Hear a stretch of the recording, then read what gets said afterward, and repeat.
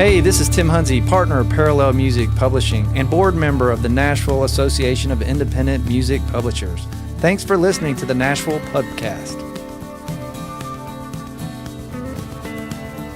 This episode of the Nashville Pubcast, we have Scott Hewerman, VP of Marketing at Bubble Up. We discuss cutting through the digital noise and building your brand. I think a lot of our listeners that listen to the AIMP Pubcast are independent music publishers, and we're all developing artists. So my approach to you is to try to sum up why they need help on digital marketing, why it's important, because they're going to have a lot of questions. They have a lot of problems. And so my first one typically is, how do you define digital marketing? I've talked to a few different people, but everyone kind of has a different definition. Do you have a definition of what you would call digital marketing? Digital marketing is marketing.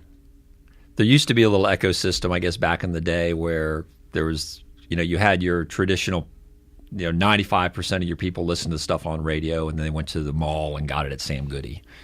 Exactly. And then there was this other kind of smaller, non-connected circle of people who were starting to be in chat rooms and things like that.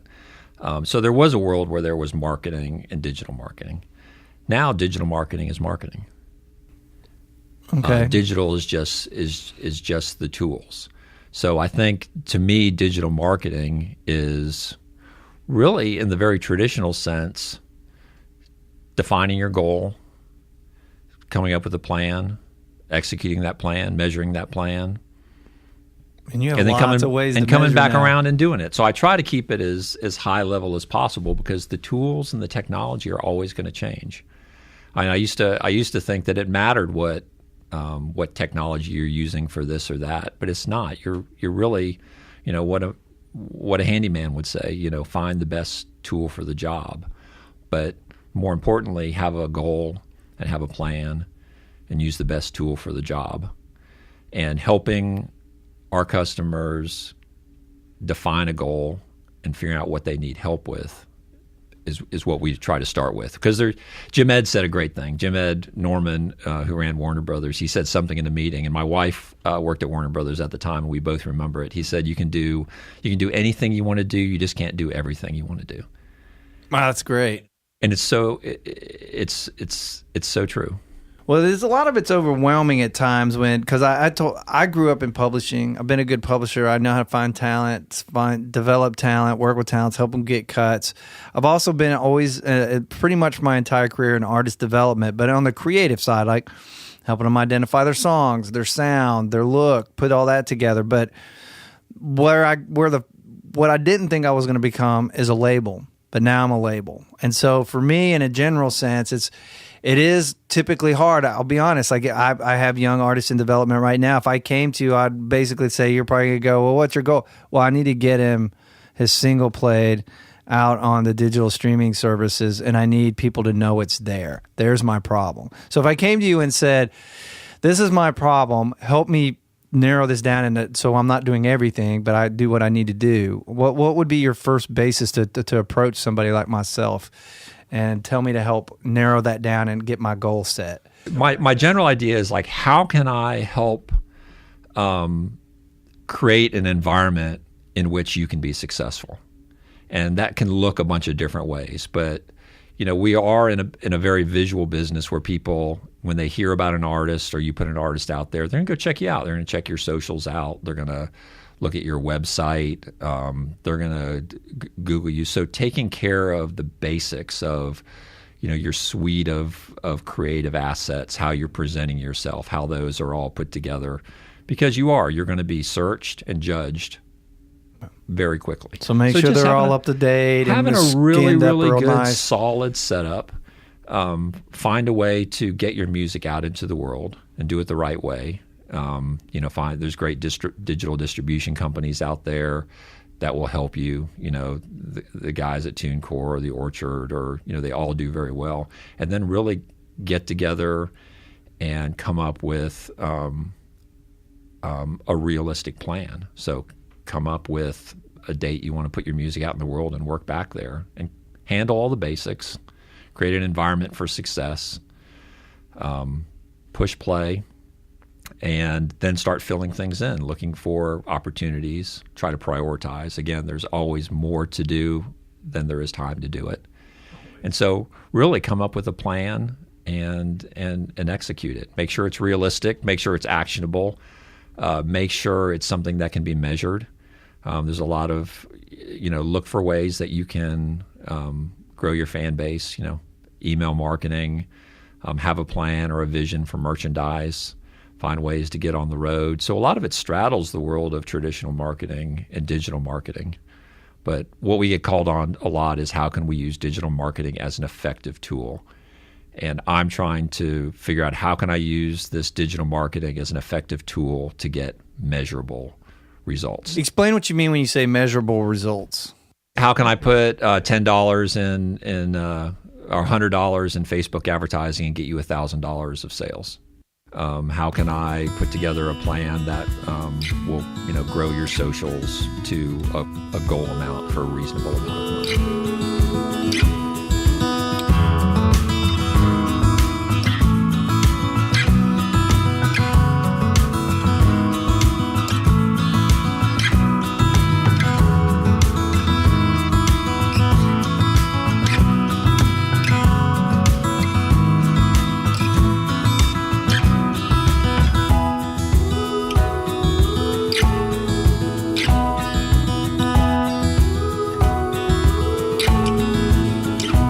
What would you tell people that are going to come see you, and I just have music and this artist, and I just sit down and say, here, help. What can I do on my end to come to you better prepared to help you look at this, and we become good partners in making this a good plan and that works for both of us? Figuring out what you have, what resources do you have? If somebody said, if you have $5,000, which is, how do you want to spend it? Have a vision for what you want to do and do a few things well instead of trying to do a lot of things. And also build in the ability to be flexible and build in the time to actually measure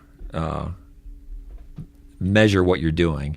And really, it sounds like kind of a general cop-out answer, but it also depends on what the artist wants to do. Some artists may have a built-in vehicle to be out there playing. So how do we turn that tour schedule into something that can grow socials or grow your email numbers? Some people are just really, really gifted. They've got a real sense for filming themselves and doing live video. So maybe that's something we should do every week. What's your network of influences? People know people in this town. How can we take those and use it to the advantage? So it's really, I will say that every customer we work with is a different deal, what we do with them. There's nothing that's really, really standard because it's really about meeting them where they are, what their assets are, where they want to go, how much runway they have, how much budget they have, what vision they have, and really just trying to make that a reality.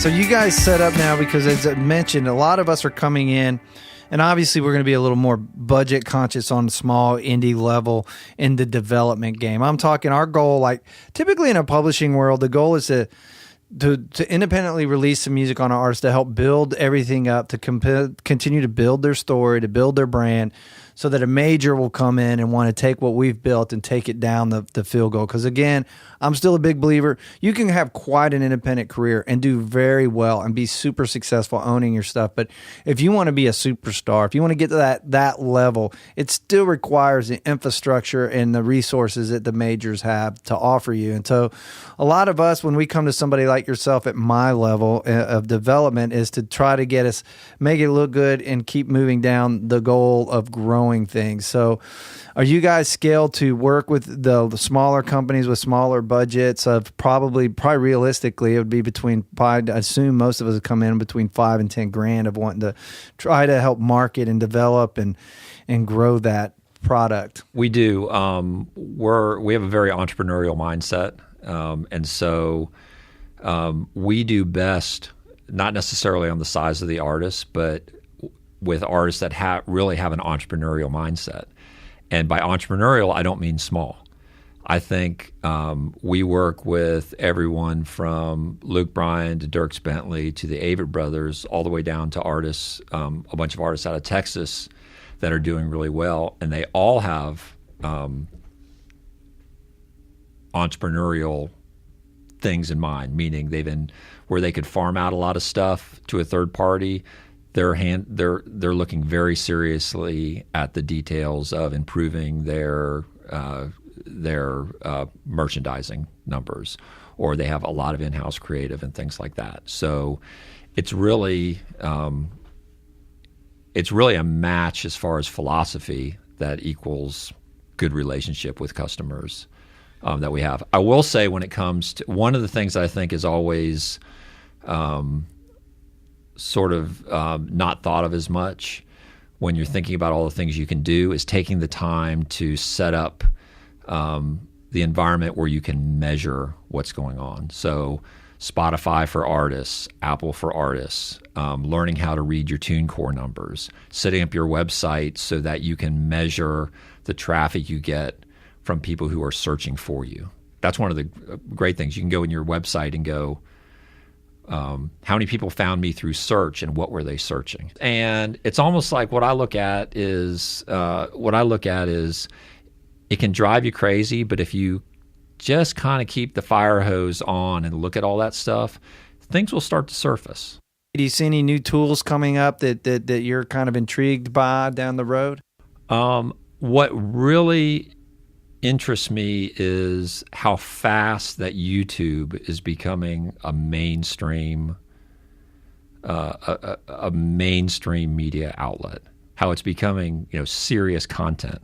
And believe me, like a 20-year-old son. I'm not talking about the stuff, MMA and all that kind of stuff like that, but how quickly YouTube is becoming a very, very serious programming world. These guys that are doing podcasts, I guess YouTube and podcasts are the two things that are like really, really interesting to me. And like, where is it going to go? Is YouTube going to replace traditional TV? Thanks for listening to the Nashville AIMP Pubcast. For more information, check out AIMP.org or follow us at Nashville AIMP on Instagram. The Nashville AIMP would like to give a shout out to our sponsors, Jamber and SoundExchange. Jamber wants to know if you're looking for an easier way to capture song splits at the point of creation and organizing your catalog. Jamber is our podcast sponsor, and they are offering listeners a first look at their songwriter and publisher apps that allows songwriters to collaborate when inspiration strikes. Go to jamber.com/AIMP to sign up today. SoundExchange develops business solutions for the entire music industry. They collect and distribute royalties on behalf of more than 155,000 recording artists, master right owners, and music publishers. SoundExchange have paid out more than $5 billion in royalties. SX Works serves the licensing and administration needs of music publishers around the world and operates CMRRA, which represents music publishers and administers mechanical rights for the majority of songs recorded, sold, and broadcast in Canada. We appreciate you listening to the Nashville Pubcast. Stay tuned for an all-new episode next week.